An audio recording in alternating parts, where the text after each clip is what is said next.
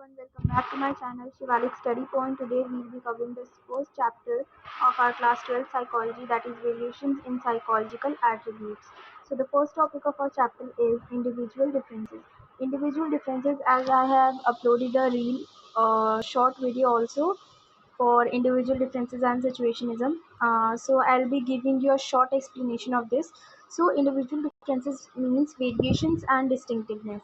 In what? In characteristics and behaviors of humans.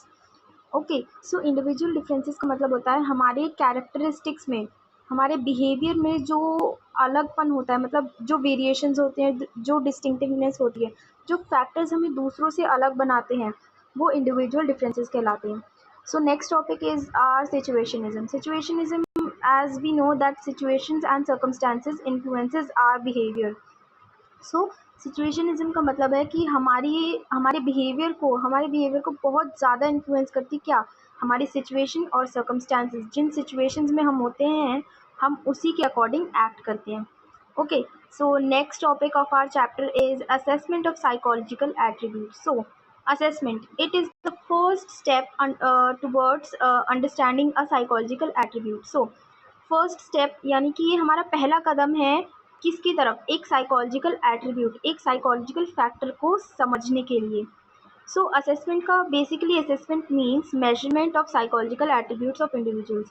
एक individual में कुछ साइकोलॉजिकल एट्रीब्यूट्स प्रेजेंट होते हैं, तो हमें कैसे पता चलेगा कि उसके अंदर ये साइकोलॉजिकल एट्रीब्यूट्स प्रेजेंट हैं और किस अमाउंट में प्रेजेंट है, कैसे पता चलेगा, वो असेसमेंट के मेथड से. Okay, so there are two types of assessment, formal and informal. Formal assessment firstly is very objective, like you need to answer in yes or no. Formal assessment में हमें yes या फिर no में, हाँ या ना में आंसर करना होता है, और ये standardized होते हैं और organized होते हैं. Means question will be asked in a serial wise manner. Okay, so next is informal assessment. Informal assessment का मतलब होता है it varies from case to case. Her individual के लिए अलग होता है ये, ठीक है. इनफॉर्मल असेसमेंट में हर इंडिविजुअल के लिए अलग अलग क्वेश्चंस होते हैं और it is very subjective. So objective means what, yes और नो आंसर देना है.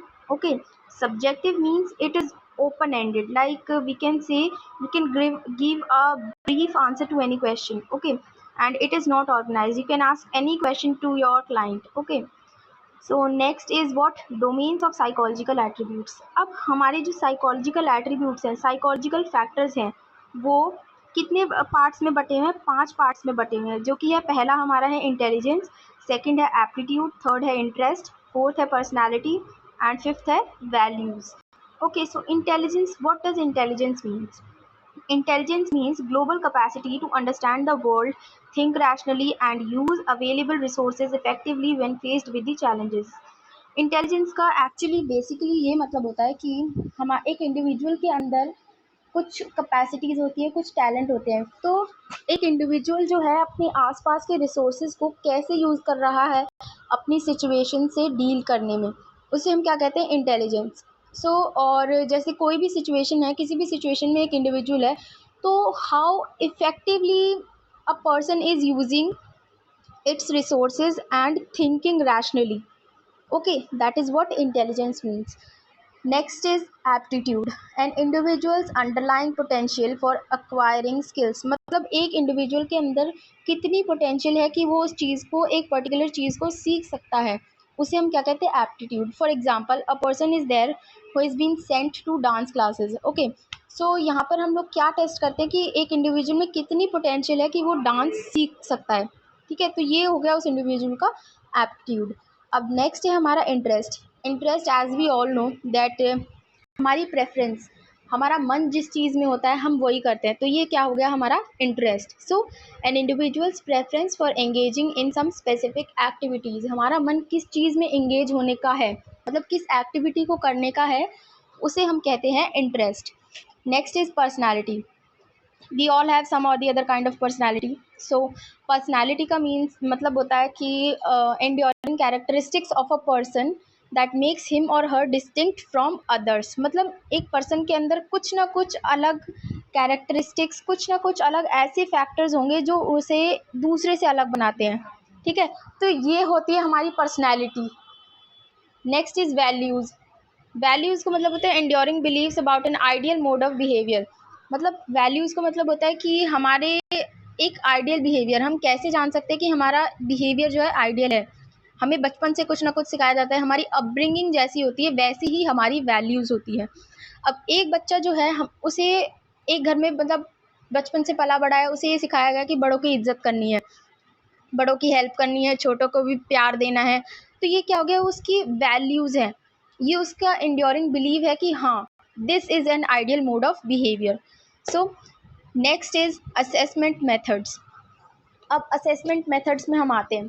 तो अब हमने साइकोलॉजिकल डोमेन्स पढ़ लिए, साइकोलॉजिकल एट्रीब्यूट्स के डोमेन्स पढ़ लिए। अब इन डोमेन्स को हम कैसे टेस्ट करेंगे? असेसमेंट से। ओके, अब असेसमेंट के लिए भी हमें कुछ मेथड्स दिए गए हैं। There are 5 types of methods. First one is self report. Okay, first one is self-report. Self-report means, basically it means a method in which a person provides factual information about his or herself. Means self-report मतलब हम खुद के बारे में एक report तैयार करते हैं जिसमें हम खुद के बारे में लिखते हैं कि हम लोग कैसे हैं, क्या हैं।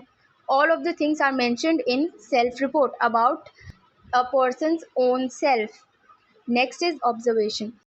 Observation is what it involves employing systematic, organized, and objective procedure to record behavioral phenomena occurring naturally in the real time. Observation में क्या होता है कि जैसे हमारे पास कोई क्लाइंट आता है तो हम उस क्लाइंट को उसके नेचुरल एनवायरनमेंट में छोड़ देते हैं कि हाँ, this is your natural environment, now you need to live there, whatever you do. Like हम एक इंडिविजुअल को उसके घर में छोड़ देते हैं, ठीक है।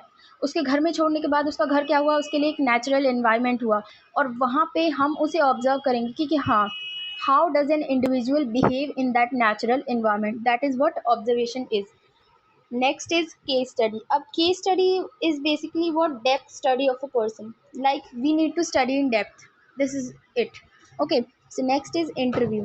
Now interview is done on one-to-one basis. Like there is a client and an interviewer who takes the interview. Okay. Questions are asked and the client has to answer them. Next is psychological test. Psychological test is an objective and standardized measure of an individual's mental or behavioral characteristics. Objective, as I told you, that either you need to answer in yes or no. So psychological testing में भी यही होता है कि हमें yes और no में answer देना होता है कि एक ताकि हम उस इंडिविजुअल के मेंटल प्रोसेसेस, उसके बिहेवियर, इन सब के कैरेक्टरिस्टिक्स को जान सकें. So that is it about our today's video. I'll be uploading the theories of intelligence in the next video. Till then, keep learning.